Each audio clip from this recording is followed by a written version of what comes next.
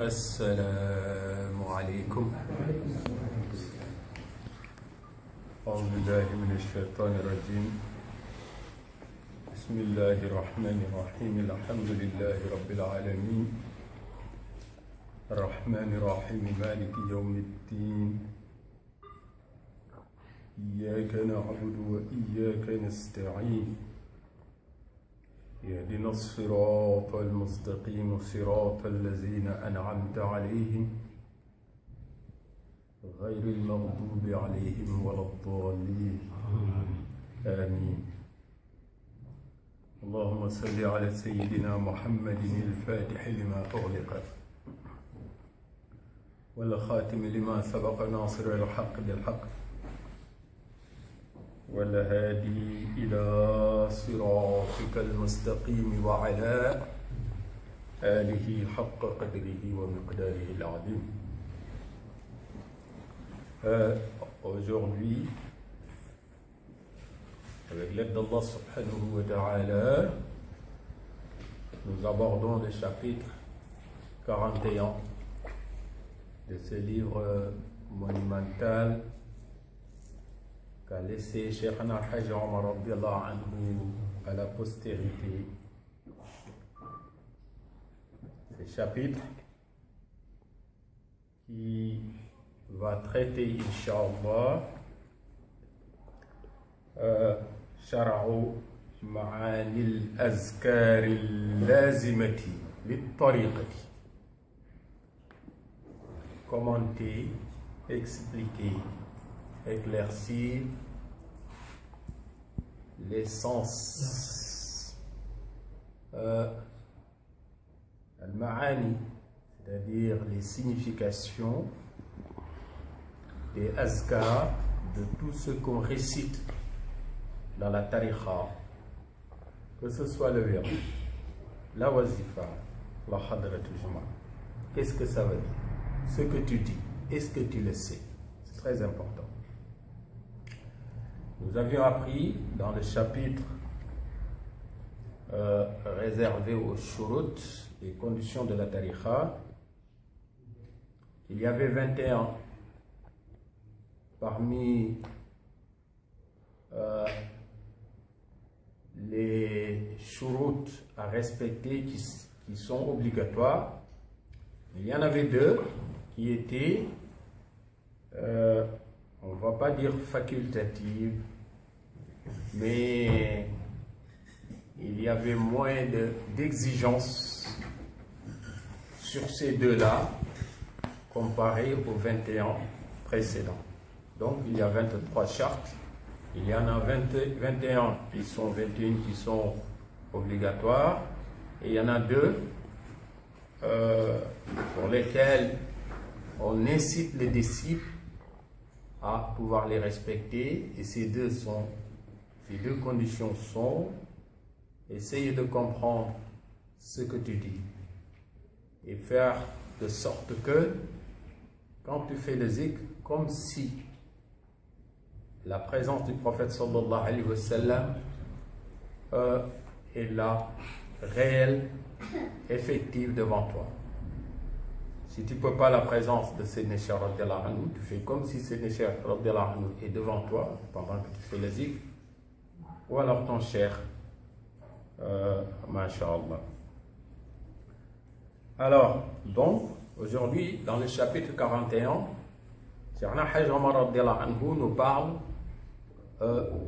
des significations des azkar.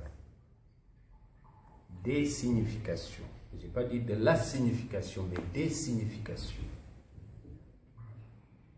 Parce que cette tariqa est très riche. Quand tu entends un mot, tu peux avoir étudié, appris, lu beaucoup de choses. Mais si tu te mets devant quelqu'un qui a goûté à cette autre science que Sayyidina Cheikh radiyallahu anhu a enseigné, tu vas te dire que moi je croyais avoir compris, je croyais que je savais, mais en réalité tout ce que je savais n'était que, masha'Allah, comparé à la vraie science, n'était que de l'apparence en quelque sorte.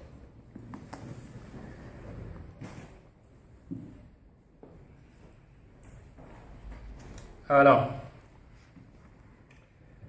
شرح معاني الأذكار اللازمة للطريق. Cheikhna Hajj Omar radiallahu anhu, il a encore fait ici, il a encore fait un travail exceptionnel. Nous ne pourrons jamais,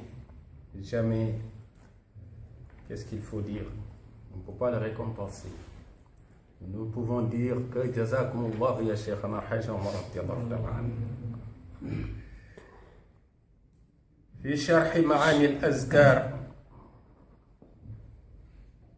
اللازمة للطريقة لأن إحضار القلب عند الذكر مطلوب من الذاكر, parce que la présence du cœur pour celui qui fait le zikr est plus que recherchée. Parce qu'il y a la présence de l'esprit, une concentration, mais il y a la présence du cœur aussi. La présence de l'esprit, c'est important parce que tu es là, tu sais que tu es en train de faire quelque chose. Ça, c'est la présence de l'esprit. Mais c'est une étape. L'étape qui est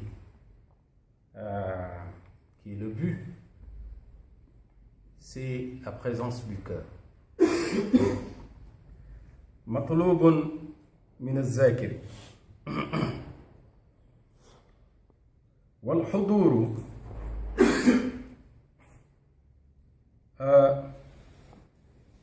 لا يمكن إلا بمعرفة معاني الأذكار.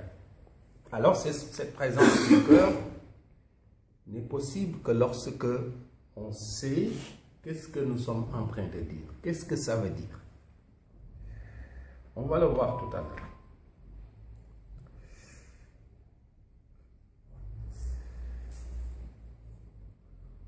والحضور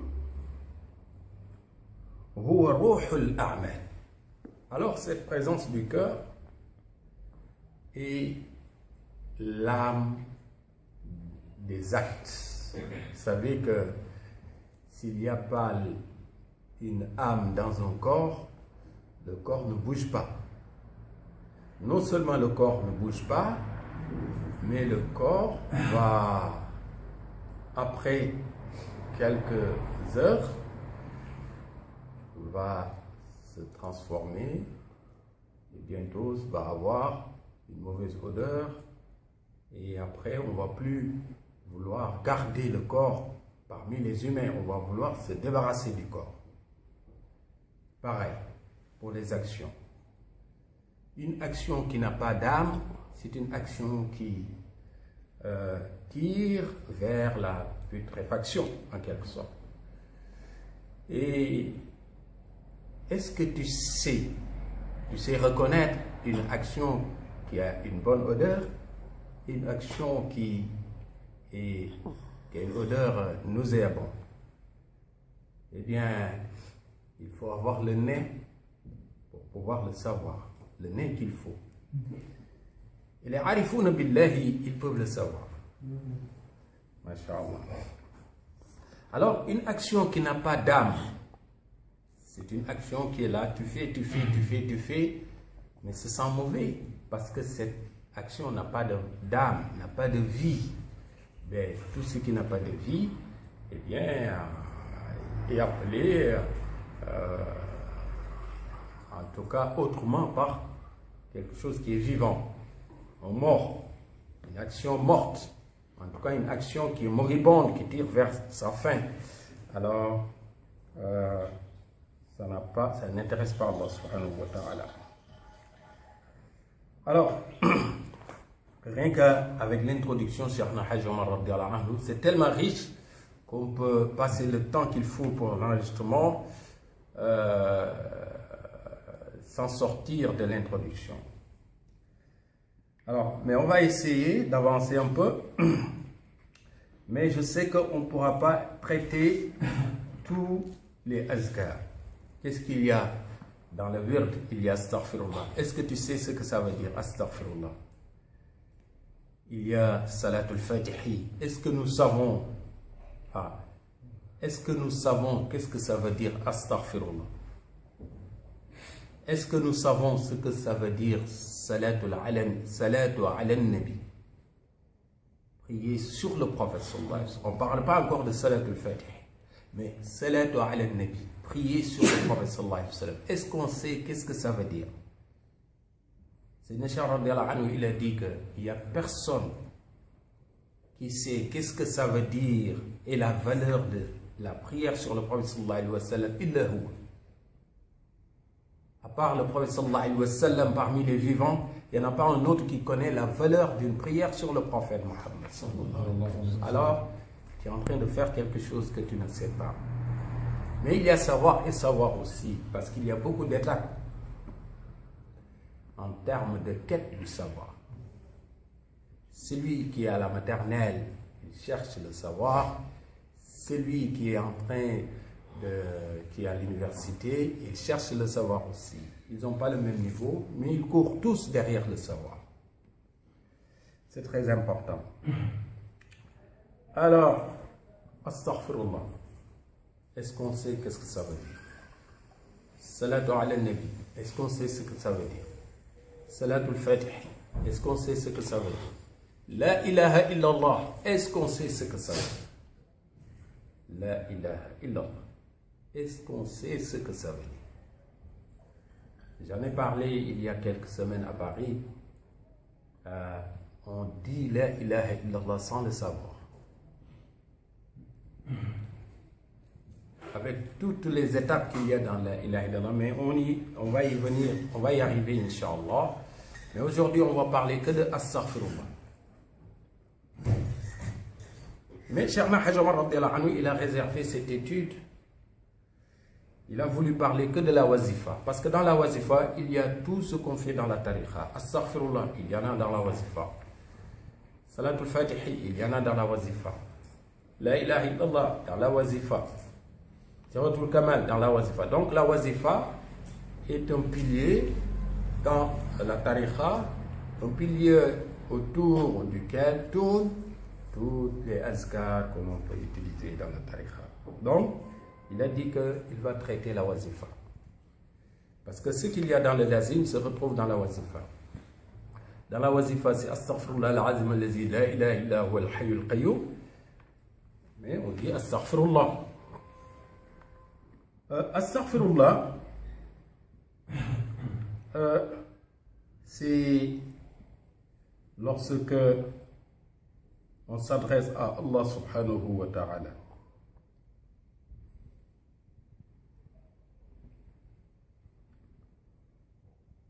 Il dit, pourquoi on ne dit pas Astaghfirul Ghaffar?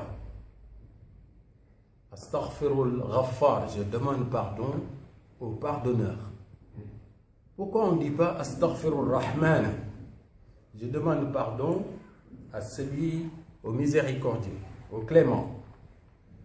Pourquoi on ne dit pas Astaghfirul Rahim? Je demande pardon au très miséricordieux. Pourquoi on ne dit pas Astaghfirul Wahhab? Je demande pardon à celui-là qui donne. Pourquoi on ne dit pas Astaghfirul Salam? Je demande, etc., etc., etc. Mais il dit qu'on dit Astaghfirullah. Astaghfirullah. Il y a deux raisons. Parce que Allah, c'est le nom d'Allah subhanahu wa ta'ala qui symbolise al-ubudiyya. Al-ubudiyya. C'est-à-dire, tout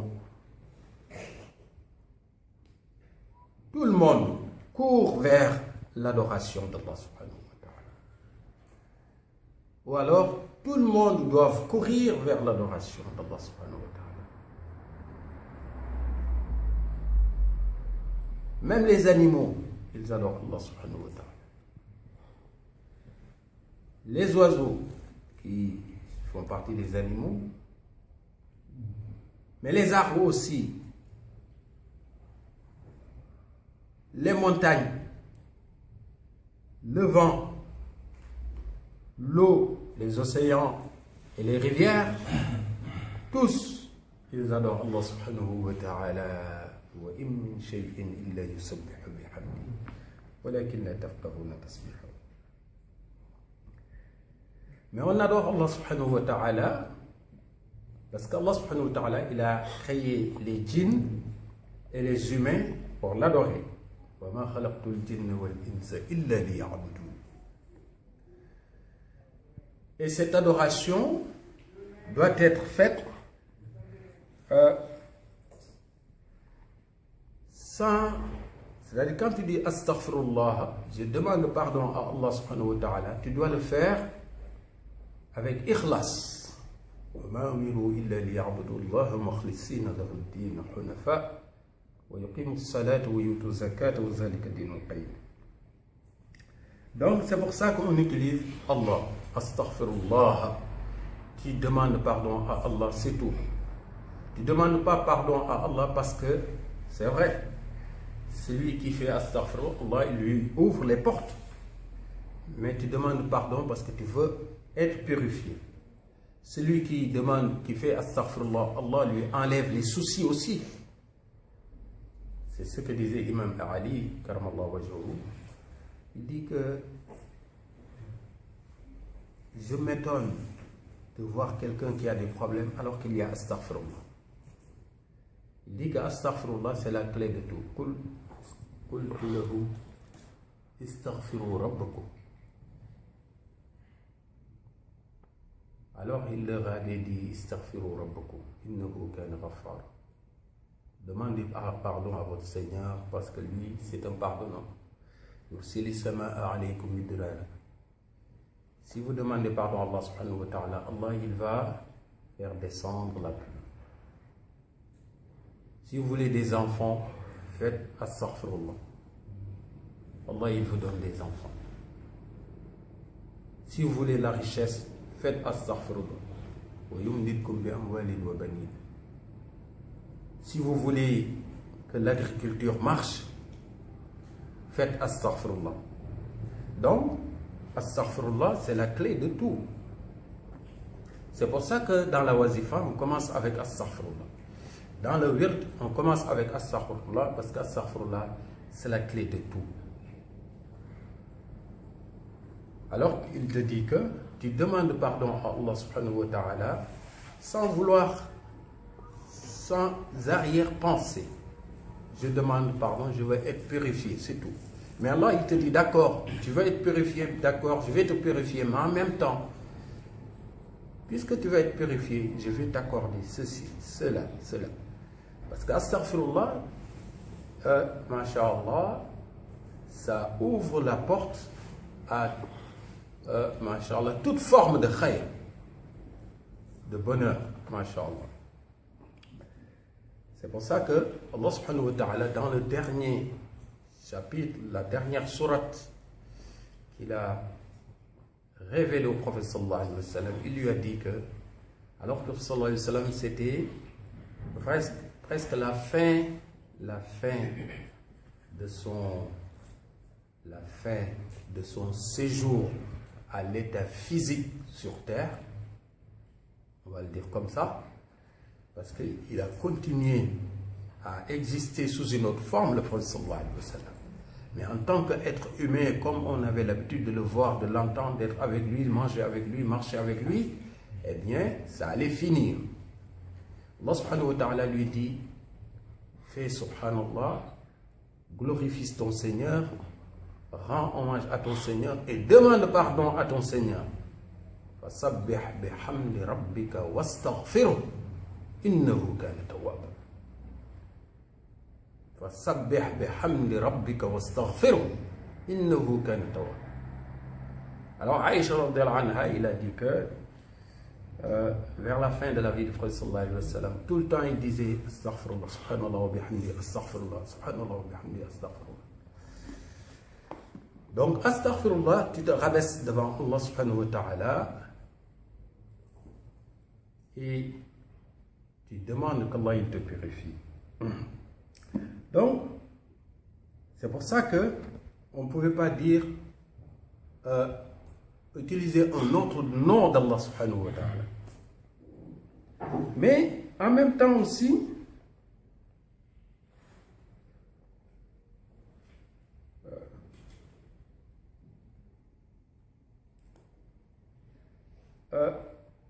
celui qui fait le zikr, il veut rester le maqam et l'ubudiyya, c'est-à-dire être un esclave d'Allah subhanahu wa ta'ala.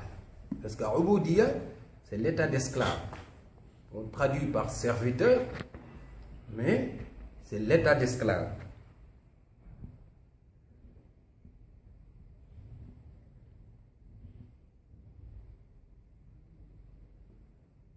مقام العبودية التي هي إخلاص العبودية لله والتبري من الحظوظ مع الاعتراف بالعجز والتقصير. Donc, je demande qu'Allah il me purifie. Je cherche rien. Je demande, je veux pas une autre récompense parce que je suis en train de demander pardon à Allah. Non, je cherche rien. Je veux tout simplement être un esclave d'Allah subhanahu wa ta'ala. Être au service d'Allah subhanahu wa ta'ala. Servir Allah subhanahu wa ta'ala en sachant que ce service-là, c'est pour mon bien. Parce qu'Allah, il n'a pas besoin de moi. Parce que tout autre qu'Allah subhanahu wa ta'ala, si tu es à son service, il en profite. Et oui, à chaque fois qu'il y a une grève, regardez, à chaque fois qu'il y a une grève, il y a des perturbations. L'État, il le ressent, la population, les utilisateurs aussi le ressentent. Quand il y a grève des transports, quand il y a grève dans tel service. Mais Allah subhanahu wa ta'ala, si tout le monde faisait la grève, il ne va pas le ressentir. Donc le service que nous faisons dans la religion, c'est pour nous. Allah subhanahu wa ta'ala, il n'a pas besoin. Voilà. Donc, Inch'Allah, astaghfirullah, c'est ça, la tariqa commence par demander pardon à Allah subhanahu wa ta'ala. Et quand on dit astaghfirullah, on sait qu'on est en train de dire un mot qui est très fort. Je demande pardon à Allah subhanahu wa ta'ala sur tout le mal que j'avais fait, toutes les erreurs. Et en même temps que je dis astaghfirullah, je prends la décision de ne plus retourner vers ces erreurs-là. Parce que je sais, je comprends ce que j'ai dit. Parce que quand tu dis quelque chose sans le comprendre, ben, tu ne sais pas ce que tu dis. Mais maintenant, tu sais qu'est-ce que ça veut dire astaghfirullah. Je prends un engagement devant Allah subhanahu wa ta'ala. Je demande pardon sur ce que j'avais dit et que je ne devais pas. Ce que j'avais fait et que je ne devais pas. Mais cet engagement, c'est de ne plus retourner en arrière. C'est pour ça que Sayyidina Cheikh radhiyallahu anhu il a dit que chaque péché que l'on commet, dans chaque péché, il y a deux choses. Dans chaque péché. Tu demandes pardon à Allah subhanahu wa ta'ala par rapport à ce péché-là. Et tu fais une sadaqa aussi parce que chaque péché que tu fais, on te marque un péché, mais il y a une punition qui accompagne ce péché-là. Allah, il peut te pardonner le péché, mais la punition, il n'y a que sadaqa qui peut, masha'Allah, qui peut empêcher que ça tombe sur toi. Donc, quand tu fais des péchés, demande pardon, mais fais des sadaqa aussi, donne une aumône, donne à manger, donne aide quelqu'un, etc., etc. Tu dis, Ya Rab, sur le mal que j'avais fait, pardonne-moi. Et ne me punis pas par rapport à ce mal. Parce que la punition, même si ça ne tombe pas après la mort, avant la mort, la punition, on risque de l'avoir. Qu'Allah nous préserve. C'est pour ça que c'est très grave de faire des péchés et de les sous-estimer. C'est très grave. C'est très grave de faire des péchés. Et parfois aussi on fait des péchés. Maintenant on est à la mosquée 24 heures sur 24. On croit que maintenant on est un prophète. C'est ce qui nous arrive maintenant. On est, alhamdoulilah, maintenant on est à la mosquée tous les jours et maintenant on croit qu'on est des prophètes. Tout ce qu'on avait fait pour nous, c'est bien sûr, il faut avoir de l'espoir. Mais ce que tu avais fait est marqué dans des livres, dans des documents que tu vas... Tant que ce n'est pas effacé, ben ils y sont. Donc il faut toujours pleurer par rapport au péché que tu avais fait dans le passé. Toujours pleurer. Parce que tu demandes pardon, peut-être qu'Allah il t'a pardonné. Mais peut-être il t'a pardonné la moitié. Et donc, Inch'Allah, qu'Allah nous pardonne. Donc on va s'arrêter là. On va demander qu'Allah il nous...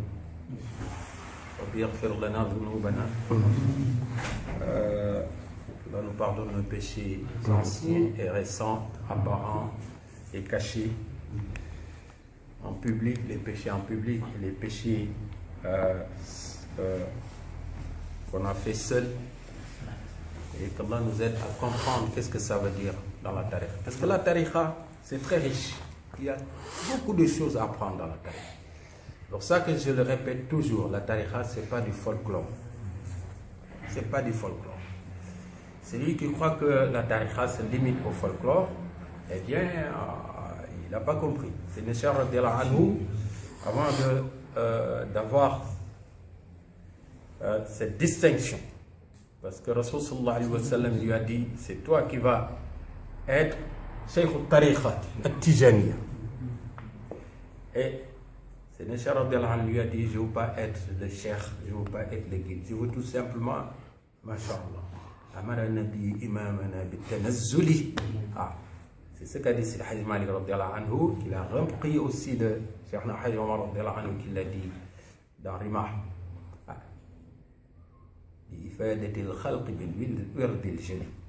Pour que les gens puissent profiter de la tariqa, de ce wird, masha'Allah. Parce que c'est le cheikh, il avait, sa préoccupation c'était d'atteindre des maqamat. Alors, Inch'Allah, on va essayer nous tous d'être des disciples, qu'Allah nous aide à réussir, masha'Allah, dans ce chemin, Inch'Allah, et qu'on comprenne qu'est-ce que ça veut dire la tariqa, l'enseignement qu'il y a dans la tariqa. On aura l'occasion de revenir là-dessus, Inch'Allah. Qu'Allah il accepte la journée de Sayyidina Cheikh Radiallahu Anhu et qu'Allah il mette sa baraka dans cette journée, Inch'Allah. C'est Marseille qui reçoit, Inch'Allah, toute la France. Il y en a qui sont déjà venus, le frère Denis, Demba il est là, et les frères qui arrivent aussi, Montpellier, Paris, tous. Poitiers et Marseille vous attend, Inch'Allah. Sydney Cheikh vous attend aussi. أقول قولي هذا وأستغفر الله لي ولكم ولوالدي ولوالديكم. اللهم اغفر لنا ولوالدينا وللمؤمنين والمؤمنات والمسلمين والمسلمات الأحياء منهم والأموات. بركة اللهم صل على سيدنا محمد الفاتح لما أغلق والخاتم لما سبق الناصر والهادي إلى صراطك المستقيم وعلى آله حق قدره ومقداره العظيم. سبحان ربك رب العزة عما يصفون والسلام على المرسلين والحمد لله رب العالمين. بارك الله.